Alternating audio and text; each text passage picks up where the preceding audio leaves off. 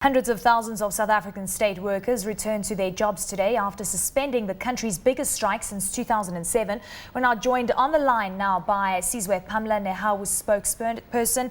Sizwe, thank you so much for your time today. It seems that many members are aggravated and annoyed with the fact that they need to go to work purely because they say that they have not agreed to government's revised offer of 7.5% and that 800 Rand housing subsidy. Some are still really vehement about not going back to work. What is the status right now? Because it's all about the unions explaining the details to its members.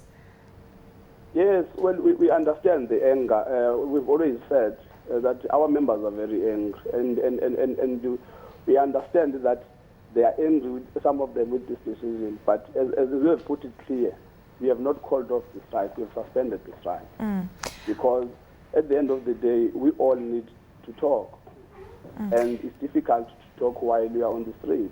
When government decided to sign the previous offer, that was one of the motivating factors for us to take to the street. And we handed over memorandums saying government needs to go back to the council and present something new. And government did that. And government has reopened negotiations. So we are back at the PSCPC, we are talking.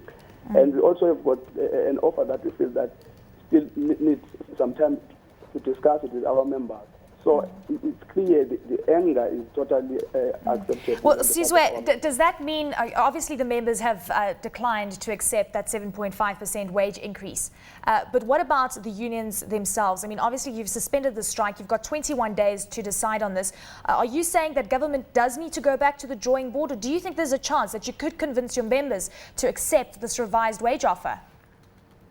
No, what we are saying here is that we are back at the PSCPC, we are talking. The negotiations have been reopened. We are continuing to engage with our members, and it is the strike has not been called off, the strike has been suspended. Yeah. One of the reasons for us is because it's very difficult to have consultation processes when workers are on strike, because you have workers who actually withdraw their labor and stay at home. You have workers who don't participate in the pickets. So you can't make an informed determination and decision based on those people who are on the picket line. Because at the end of the day, you want the majority to rule. Now, if you have members back at work, you can easily call in lunchtime meetings where you know that all of the members are present. Well, Sizwe, government has said that it cannot increase what has already been put on the table because it's going to cost them too much and they cannot fund this. So anything above 7.5% looks really difficult from government's perspective at this point. Do you think that members will budge if we see government doing away with the no work, no pay? Do you think that members would then accept 7.5% and 800 Rand? Well, when we say we are talking to our members, that's one of the problems with the strike, is that people have been using the media to actually take decisions. We haven't taken any decision, and we will communicate the final decision of our members when all of the processes have been followed. Government has been saying that for a long time. They even signed an agreement.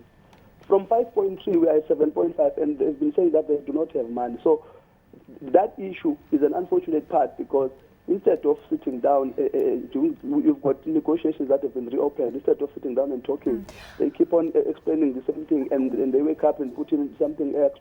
What we are saying here is that we know the bargaining process. We are back at the council, we are talking. Sizwe, what repercussions will there be for those members that do not return to work, even though the strike has been suspended? Well, we expect our members to actually go back to work because, as we say, we are engaging with our members.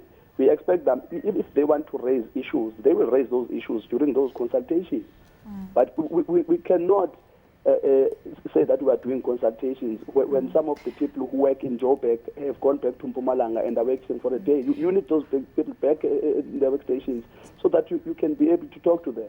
You can't say in one workplace when you've got 1,000 people, but you only have got 400 people who are on the pickets, and then you say you've received a mandate. A mandate needs to come from all those 1,000 members in that workplace. Sizwe, thank you very much for your time.